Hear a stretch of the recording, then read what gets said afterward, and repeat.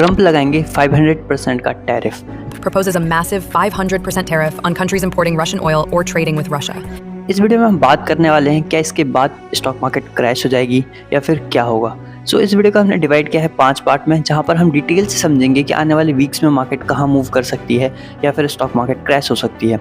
सबसे पहली चीज़, part number 1, Trump का 500% टैरिफ बिल है क्या, एग्जैक्ट इस बिल में है क्या और ये क्यों लगाया जा रहा है। पार्ट नंबर 2, इसका एक्सपोर्ट्स पर क्या इम्पैक्ट आएगा और ग्लोबल मार्केट्स किस तरीके से मूव कर सकती हैं। नंबर 3, इंडियन स्टॉक मार्केट पे इसका क्या असर होगा, मतलब कौन से सेक्टर नीचे जाएंगे या कौन से सेक्टर्स में वोलेटिलिटी बढ़ेगी। पार्ट नंबर 4, क्या इंडियन स्टॉक मार्केट क्रैश हो जाएगी या सिर्फ एक अफवाह है। पार्ट नंबर 5, जियोपॉलिटिकल टेंशन की भी इस वीडियो में हम बात करने वाले हैं। मीन्स जितना भी ग्लोबल जियोपॉलिटिकल टेंशन चल रहा है उसके पीछे का रीज़न क्या है एंड आने वाले टाइम में मार्केट कहाँ मूव करेगी एंड इस जियोपॉलिटिकल टेंशन का रिजल्ट क्या हो सकता है।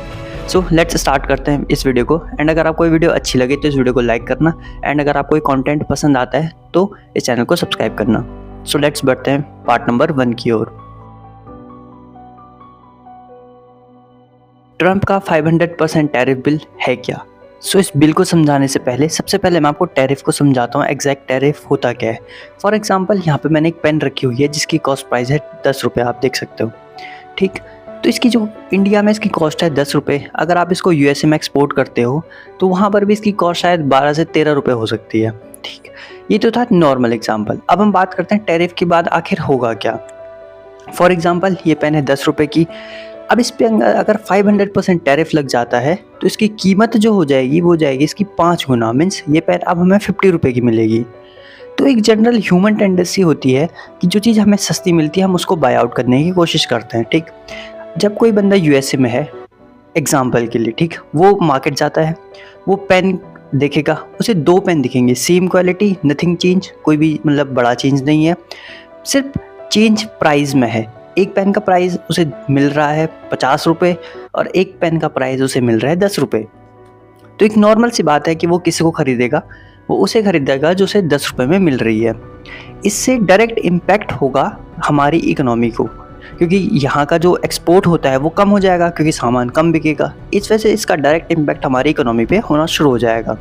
अब मैं आपको कुछ डेटा दिखाता हूँ जो 2023, 24, 25 का है, जिसमें हमने गुड्स एंड सर्विसेज यूएसए को एक्सपोर्ट करी हैं एंड कितना इंपोर्ट करा है।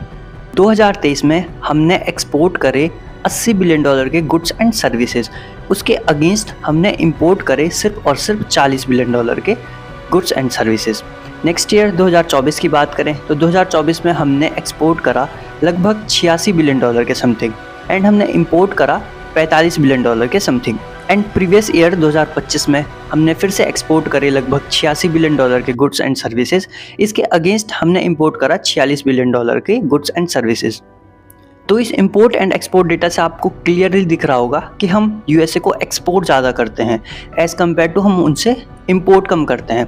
दैट मीन्स अगर ये बिल यूएसए में पास हो जाता है तो इसका डायरेक्ट इम्पैक्ट हमारी इकोनॉमी पे पड़ने वाला है, क्योंकि हम बहुत ज़्यादा मात्रा में एक्सपोर्ट करते हैं, इंपोर्ट नहीं करते हैं। आपको समझाता हूँ कि ये टैरिफ बिल एग्जैक्ट में क्या है। तो इस बिल का नाम है सैंक्शनिंग रशिया एक्ट 2025।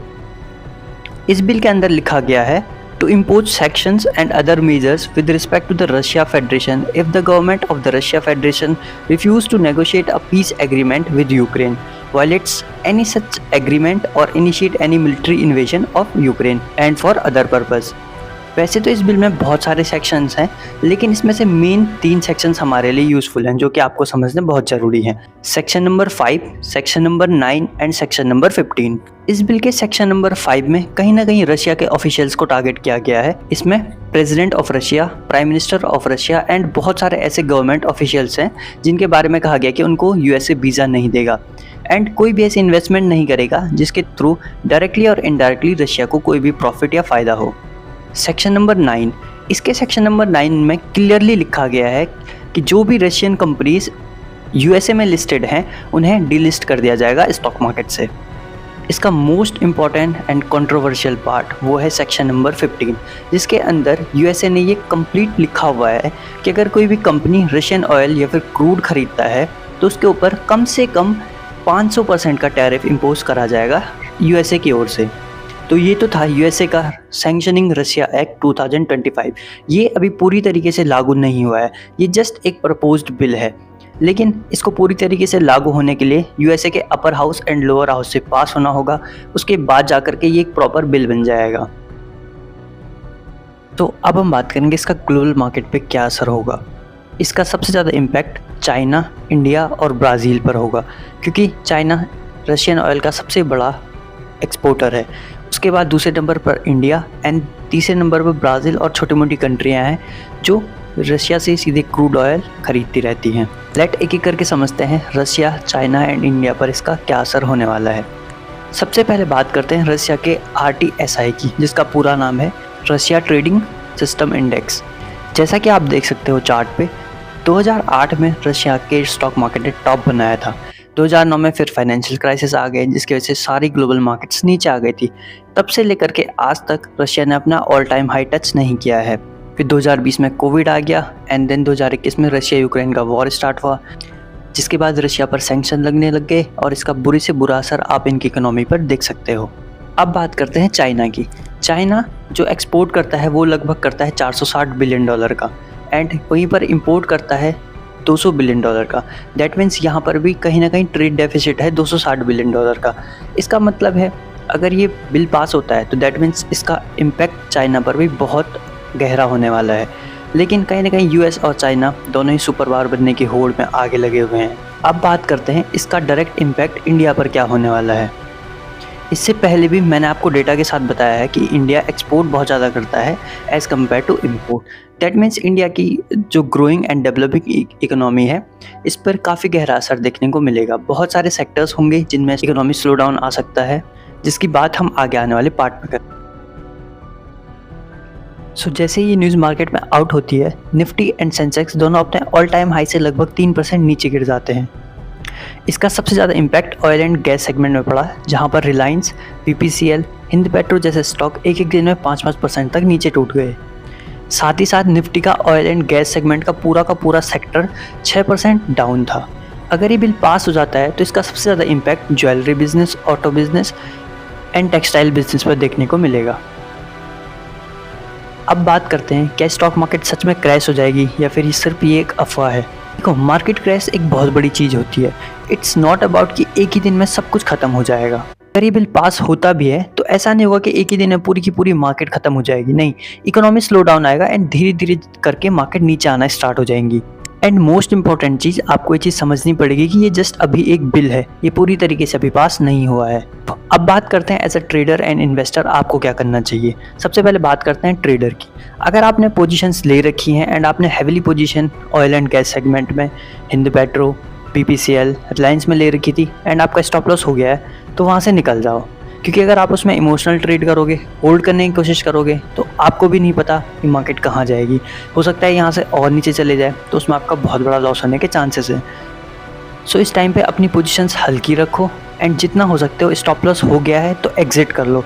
पोजीशन को इमोशनली होल्ड करके कोई फ़ायदा नहीं होगा। अब बात करते हैं एज अ इन्वेस्टर आपको क्या करना चाहिए। अगर आपने स्टॉक पे इन्वेस्ट कर दिया है एंड आपका लॉन्ग टर्म विजन है, मे बी 5 साल 10 साल एंड अच्छी कंपनीज के अंदर इन्वेस्ट करा है, तो इट्स अ गुड, क्योंकि यहाँ पर कहीं ना कहीं 5 साल 10 साल में ही पूरा रिकवर कर जाएगा एंड आपको अच्छे खासे रिटर्न्स मिल सकते हैं। पर आपका अगर विजन ही 6 महीने का है, 1 साल का है, तो यहाँ पर आपको डरने की ज़रूरत है, क्योंकि ज़रूरी नहीं है कि सारी चीज़ें सिमिलर चलें या एक जैसी चलें एंड आपको रिटर्न्स मिलें, क्योंकि मार्केट्स अनसर्टेन है। हो सकता है यहाँ से और नीचे चले जाए, क्रैश भी आ सकता है, बट लॉन्ग टर्म में ओवरऑल ग्रोथ होगी एंड मार्केट कहीं ना कहीं इन सारी चीज़ों को रिकवर कर जाएगा। अब बात करते हैं वर्ल्ड वाइड चल रहे जियोपॉलिटिकल टेंशन की।